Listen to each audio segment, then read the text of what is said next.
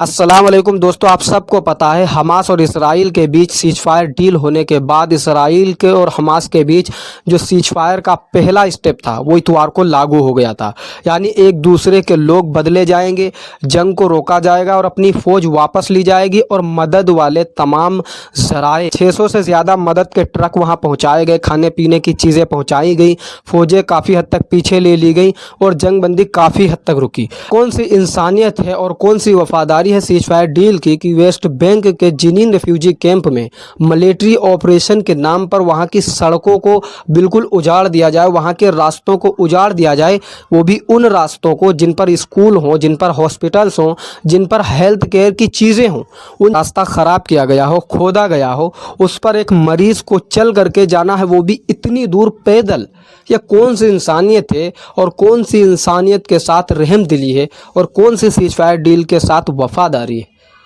ऐसा हो रहा है पता क्यों? क्योंकि इन्होंने इस्लामोफोबिया का दुनिया भर के सामने ऐसा पहाड़ खड़ा किया है। जब ऐसी ज्यादती ये लोग करते हैं और दुनिया के सामने बातें पहुंचती हैं तो उनकी आंखों के सामने इस्लामोफोबिया का एक पहाड़ खड़ा होता है। इस्लामोफोबिया का एक माइंडसेट बना दिया गया है। उनको लगता है नहीं, ये ऐसे ही नहीं कर रहे हैं, इन लोगों की गलती है इसलिए कर रहे हैं। और हालांकि सच्चाई ये है कि वो उन्हीं की ज़मीन कब्ज़िया बैठा है, उन्हीं की ज़मीन पर अपना मुल्क बना बैठा है, उन्हीं की ज़मीन पर अपने ज़बरदस्ती के कानून लागू करता है। फिर भी दुनिया अंधी हो चुकी है सिर्फ़ और सिर्फ इसलिए क्योंकि वेस्टर्न मीडिया उन्हें उस तरीके से दिखाना चाहता है। वो एक तरीके से वेस्टर्न मीडिया के ग़ुलाम बन चुके हैं। उनके पास अपना दिमाग नहीं है, अपनी समझ नहीं है, अपना जहन नहीं है जिससे वो फैसला कर सके कौन सही और कौन गलत है। वो तो बस वो देखते हैं जो उन्हें मीडिया दिखाना चाह रहा है। अब फ़लस्तीन में ये हालात हैं कि तकरीबन 15 महीने की जो जंग बंद हुई है, उस पहले महीने में जो लोग मारे गए थे, मलबे के नीचे दसियों हज़ार लोग दफन थे।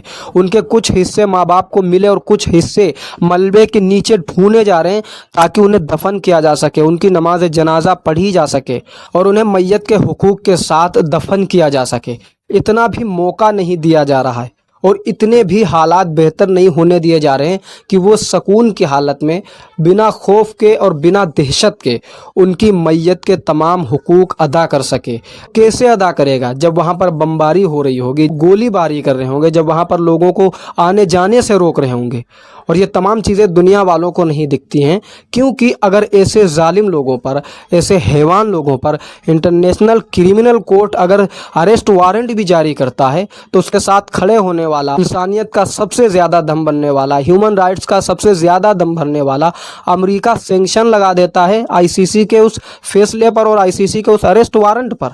और तो और वो तमाम मुल्क इस बात से बिल्कुल मना कर देते हैं कि उनके मुल्क में अगर वो लोग आएंगे जिनके खिलाफ अरेस्ट वारंट जारी किया गया है आईसीसी के ज़रिए से, उन तमाम लोगों को गिरफ्तार नहीं किया जाएगा। और ये तमाम के तमाम कानून के नाम पर डिस्क्रिमिनेशन, कानून के नाम पर जुल्म और ज़्यादती सिर्फ मुसलमानों के साथ नॉर्मलाइज की जा रही है, नॉर्मल बनाया जा रहा है। और नॉर्मल बनाने का सबसे बड़ा हथियार जो बन चुका है, जो सबसे बड़ा ज़रिया बन चुका है, वो बन चुका है इस्लामोफोबिया। तमाम मुसलमानों के दिमाग में डाल करके उन्हें फासिक व फाजिर बना दो, एथिस्ट बना दो और तमाम दुनिया वालों की नज़रों में जा करके उनके सामने ये तमाम सबक पढ़ा करके उनका माइंडसेट बदल करके उन्हें लिबरल बना दो, ताकि दोनों तरह के लोग ऐसे जालिम और ऐसे हैवान किस्म के वाक़यात अंजाम देने वाले लोगों के खिलाफ ना खड़े हों, उनके साथ ही कहीं ना कहीं खड़े हों, उनके सपोर्ट में खड़े हों।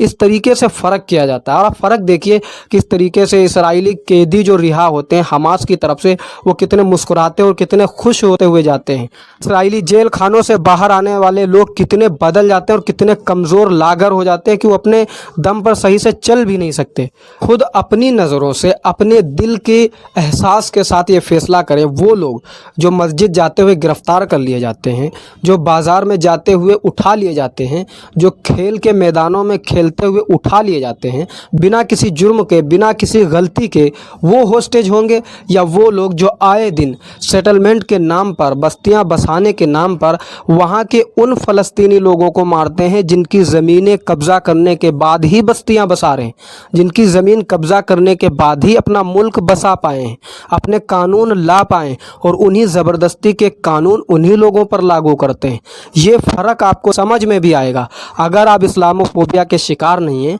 अगर आप इस्लामोफोबिया का माइंड सेट रख करके ज़हनी तौर पर western media, western political class के गुलाम नहीं बन चुके हैं। कुछ लोग तो ऐसे अंधे बन चुके हैं जिन्हें कोई फ़र्क नहीं पड़ता है किसके साथ गलत हो रहा है, औरतों के साथ हो रहा है, बूढ़ों के साथ हो रहा है, बच्चों के साथ हो रहा है, इससे फ़र्क नहीं पड़ता है, बल्कि वो इस्लामोफोबिया की धुन में अंधे हो चुके हैं। कुछ भी नहीं दिखता है, सिर्फ और सिर्फ मुजरिम मुसलमान दिखेंगे और साफ सुथरा और सही लोग वो दिखेंगे जो मुसलमानों पर जुल्म कर रहे होंगे या इस्लाम से जुड़े हुए लोगों पर जुल्म कर रहे होंगे, चाहे वो उनकी जान ही क्यों ना ले ले, चाहे वो बच्चों की जान ही क्यों ना ले ले, चाहे वो औरतों के साथ कितनी भी बदतमीजियां कर ले।